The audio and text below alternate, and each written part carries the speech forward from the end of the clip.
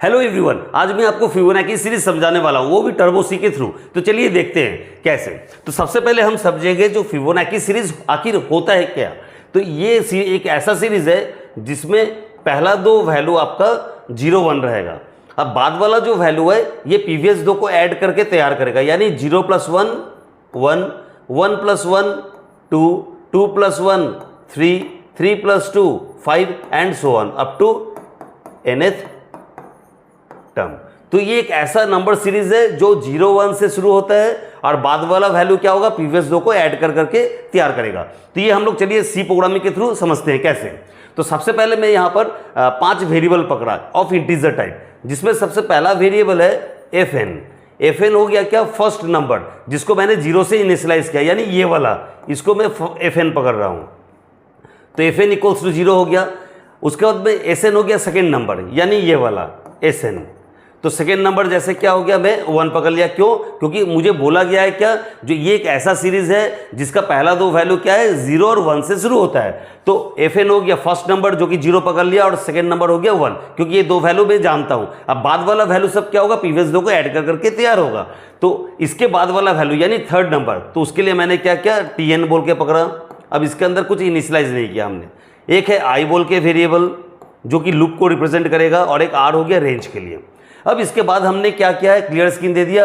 अब प्रिंटफ करेगा enter any range, तो एक एंटर एनी रेंज लिखा हुआ आएगा। उसके बाद आपसे मांगेगा क्या, जो एक वैल्यू डालो स्कैनएफ के थ्रू, स्कैनएफ %d, यानी आपसे एक रेंज मांगा जा रहा है, जो आप कितने सारे उस सीरीज का वैल्यू आप प्रिंट करना चाहते हो। तो मैं सपोज डाला 5, दैट मीन्स इस सीरीज का पहला 5 वैल्यू 1 2 3 4 5 यानी 3 तक वो प्रिंट करेगा। इसके बाद हमने एक हेडिंग प्रिंट कर दिया फिबोनाची सीरीज। अब इसके नीचे वो नंबर सीरीज सब जनरेट करेगा। तो वो नंबर सब जनरेट करने के लिए हमने क्या किया, एक लूप का हेल्प लिया जो कि फॉर लूप है। तो फॉर लूप में मैंने क्या किया, सबसे पहला फर्स्ट रेंज मैंने क्या पकड़ा, 1। तो 1 से लेके कहां तक वो जाएगा, <= r यानी मैं रेंज डाला हूं 5, यानी 1 से लेकर 5 तक जाएगा और एक एक करके इंक्रीमेंट करेगा। क्यों? क्योंकि मुझे उस सीरीज का पहला 5 वैल्यू चाहिए। तो सबसे पहले वो i का वैल्यू 1, तो 1 मैंने यहां पर लिख दिया। अब 1 क्या r या r से कम है, r यानी 5, तो 1 क्या 5 या 5 से कम है, हाँ है। फिर वो इस ब्लॉक के अंदर में आया। आने के बाद में वो सबसे पहले काम क्या करेगा, थर्ड नंबर को जनरेट करेगा, यानी बाद वाला वैल्यू को। तो थर्ड नंबर क्या हो रहा है, equals to first number plus second number, यानी 0 + 1 क्या हो गया, 1। दैट मीन्स ये हो गया हमारा third number. Third number equals to first number plus second number, यानी 0 + 1 1। तो थर्ड नंबर आ गया। अब मेरे पास 3 वैल्यू है, फर्स्ट नंबर है, सेकेंड नंबर है, थर्ड नंबर है। अब ये 3 नंबर जब मेरे पास आ गया, आने के बाद मैं क्या करूंगा, इसके बाद वाला line printf /n %d, fn, यानी मैं लाइन ब्रेक करके क्या कर रहा हूं, fn को प्रिंट कर रहा हूं, यानी फर्स्ट नंबर को प्रिंट कर रहा हूं। तो फर्स्ट नंबर में क्या था, 0, यानी आउटपुट मेरा 0 दिखा दिया। दिखाने के बाद में मैं अब क्या करूंगा, सेकेंड नंबर को शिफ्ट करके फर्स्ट पोजीशन में भेज दूंगा और थर्ड नंबर को सेकेंड पोजीशन में, यानी ये सेकेंड नंबर जो है ये फर्स्ट नंबर में चला जाएगा, फर्स्ट पोजीशन में। तो fn = sn, यानी sn का वैल्यू fn में कॉपी हो रहा है, यानी sn का वैल्यू fn में कॉपी हो रहा है, यानी ये 1 जा रहा है यहाँ पर, तो इसको रिप्लेस करके वो 1 कर देगा।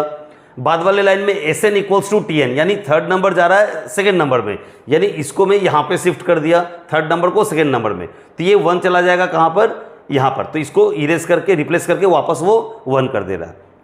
करने के बाद वापस जाएगा यहाँ पर i++, यानी इंक्रीमेंट हुआ। तो 1 था, 1 + 1 हो गया कितना, 2, क्योंकि i++ यानी इंक्रीमेंट करता है +1। तो i का वैल्यू हो गया 2। तो 2 क्या r या r से कम है, r का वैल्यू 5 दिया था, तो 2 क्या 5 या 5 से कम है, हाँ है। दैट मीन्स सेकंड नंबर वो सीरीज का जनरेट करेगा।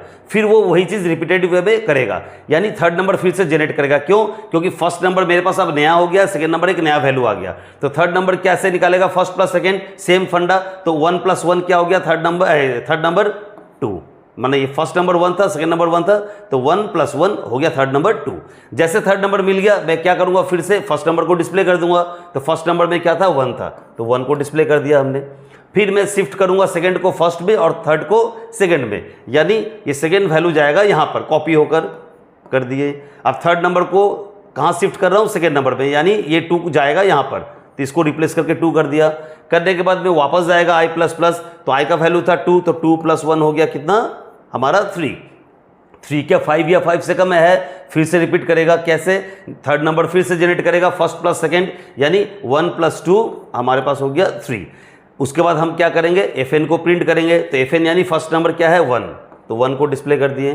फिर मैं शिफ्ट करूंगा सेकंड को फर्स्ट पोजीशन में और थर्ड को सेकंड पोजीशन में, यानी ये 2 जाएगा यहाँ पर और ये 3 जाएगा यहाँ पर। जाने के बाद में वापस होगा i प्लस प्लस, तो 3 + 1 हमारा हो गया 4। 4 क्या 5 या 5 से कम है। फिर थर्ड नंबर जनरेट करेगा फर्स्ट प्लस सेकंड, यानी 2 + 3 5। फिर डिस्प्ले करूंगा मैं फर्स्ट नंबर को यानी 2 को। फिर मैं क्या करूंगा, शिफ्ट करूंगा सेकंड को फर्स्ट में और थर्ड को सेकंड में। तो ये सेकंड को फर्स्ट में भेज रहा हूं, यानी 3 चला गया यहाँ पे, और थर्ड को सेकंड में यानी 5 चला जाएगा यहाँ पे। फिर जाएगा i प्लस प्लस, तो 4 था, 4 + 1 हो गया हमारा कितना 5। तो 5 क्या 5 या 5 से कम है, हाँ है, इक्वल है, तो वापस अंदर गया।